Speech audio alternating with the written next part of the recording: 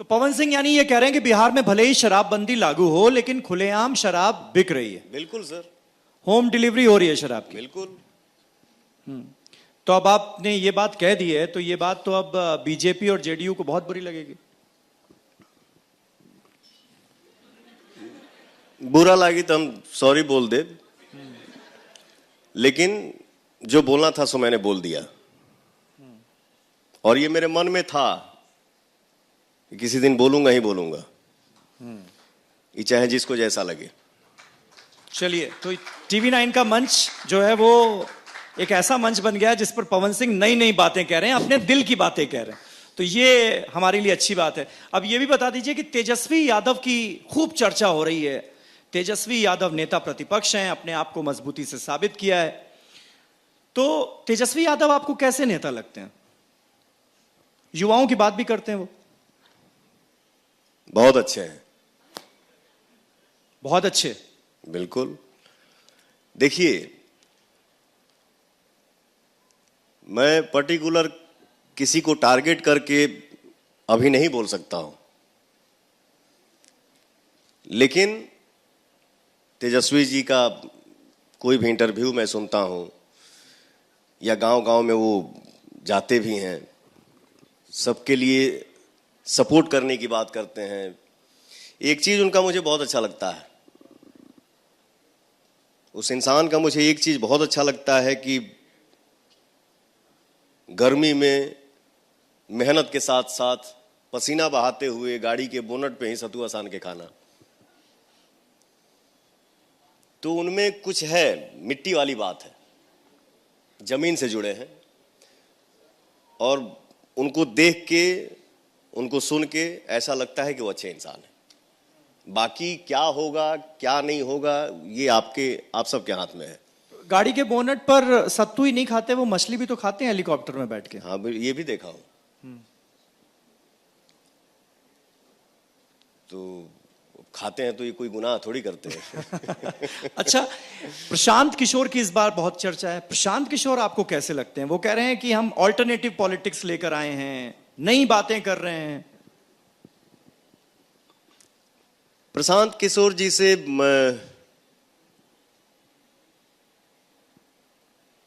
मैं मिला नहीं हूं अभी तक।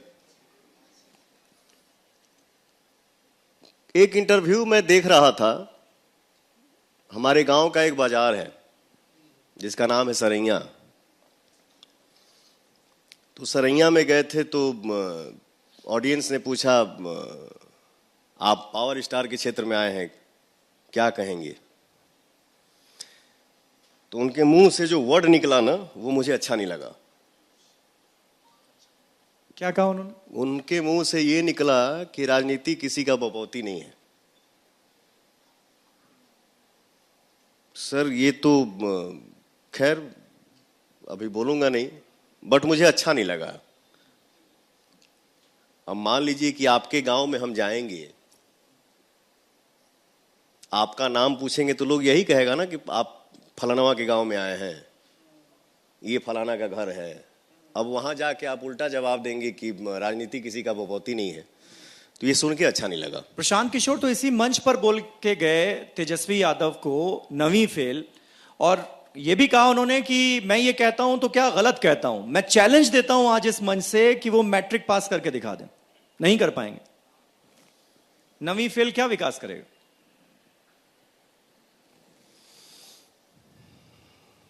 पढ़े के तो हम हूं 6वीं क्लास तक पढ़ल बनी,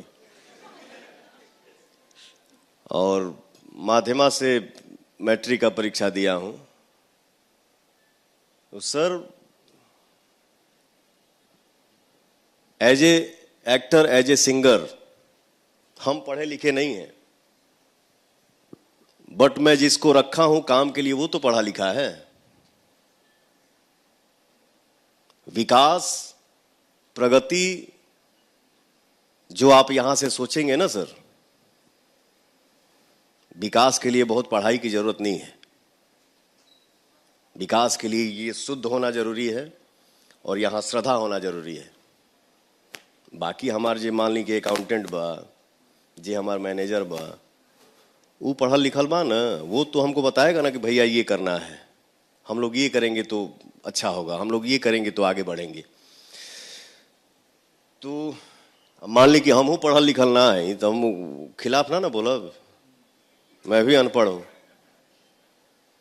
तो विकास के लिए बहुत ज्यादा पढ़ाई मायने नहीं रखता है सर, उसके लिए दिल चाहिए, ये चाहिए, उससे विकास होगा।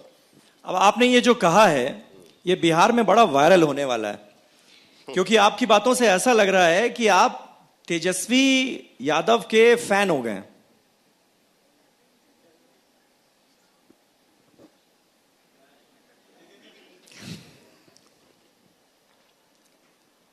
देखिए, जैसे आपने कहा ना कि एक समय में उनका उनका चलता था, आज के समय में आपका उनका चल रहा है। तो हम लोग माइक पे कुछ भी बोल दें, बट सामना सामनी होगा तो सर या तो किसी का आदमी पैर छुएगा, नहीं तो हाथ मिला के गले लगेगा। तो तेजस्वी जी हमारे बड़े भाई जैसे हैं, मैं उनको बड़ा भाई मानता हूं, और इससे ज्यादा क्या कह सकता हूं सर। चलिए ठीक है, अब इस पर कोई विवाद होगा तो वो आगे देखी जाएगी, लेकिन हाँ, एक और विवाद है जिसका जिक्र कर लेते हैं। और वो विवाद शुरू हुआ मुंबई में कि महाराष्ट्र में रहना है तो मराठी बोलना है। आप तो अब बॉलीवुड में भी काम करने लगे हैं, मुंबई आते जाते रहते हैं, मराठी आती है आपको? बोलेंगे मराठी? हमारा मराठी ना आवेला। मेरा बंगाल में जन्म हुआ, तो कोनो जरूरी बा कि हम बंगला बोली? हमको नहीं आता है, नहीं बोलता हूं, मुझे लगता है मैं नहीं सीख पाऊंगा। हिंदुस्तान है ना सर, हिंदी बोलने का हर जगह मेरा अधिकार है। अब ये कौन सा ये हुआ कि हम महाराष्ट्र में रहते हैं, काम करते हैं, तो हमको मराठी आना ही आना है, आना ही चाहिए। ये सर इस टाइप की जो बातें जहां से निकल रही हैं उसको और कुछ नहीं बोल सकते सर, इसको सिर्फ और सिर्फ अहम बोलेंगे। ये अहम है, ये अहम है, ये घमंड है। बिल्कुल। लेकिन अब आप तो काम करने के लिए तो आप मुंबई जाएंगे, बिल्कुल तो जाऊंगा। राज ठाकरे की पार्टी के कार्यकर्ताओं से डर नहीं लगेगा क्या? क्या करेगी, वो जान मार दी। जान मारने से ज्यादा तो कुछ हो नहीं सकता है। और ऐसे मैटर में आदमी जाएगा तो शहीद हो जाएगा महाराज, वो नाम कभी मर ही नहीं सकता है, मार दो जान। बट मराठी नहीं आती, नहीं बोलता हूं, और मैं वहां काम भी करता हूं और करूंगा आगे। तो अब आप तो ये कह दे रहे हैं, लेकिन बहुत सारे ऐसे लोग हैं जो कि पिटाई का शिकार हो जा रहे हैं, उनके साथ मार पिटाई हो जा रही है, और फिर बड़े बड़े नेता आकर उसको जस्टिफाई भी कर देते हैं। तो वहां रहने वाले बिहारियों को पवन सिंह क्या संदेश देंगे या क्या भरोसा देंगे?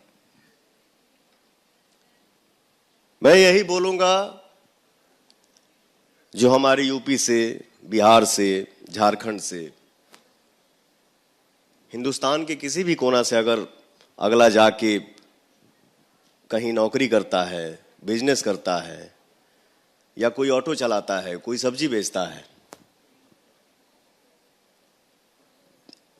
अच्छा ये बताइए, महाराष्ट्र के लोग बिहार में नहीं काम कर रहे होंगे?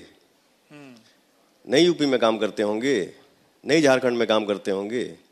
तो एक ये है ना सर कि हम किसके जरिए हम कहां चले गए, वहां सेट हो गए, अपना घर चला रहे हैं, और उसके ऊपर कोई अन्याय करे कि तुमको मराठी आता है कि नहीं, तो ये मेरे नजर में बिल्कुल गलत है सर। ऐसा नहीं होना चाहिए। और मैं अपने भाइयों से यही बोलूंगा, संघर्ष ही जीवन है, हार नहीं मानने का।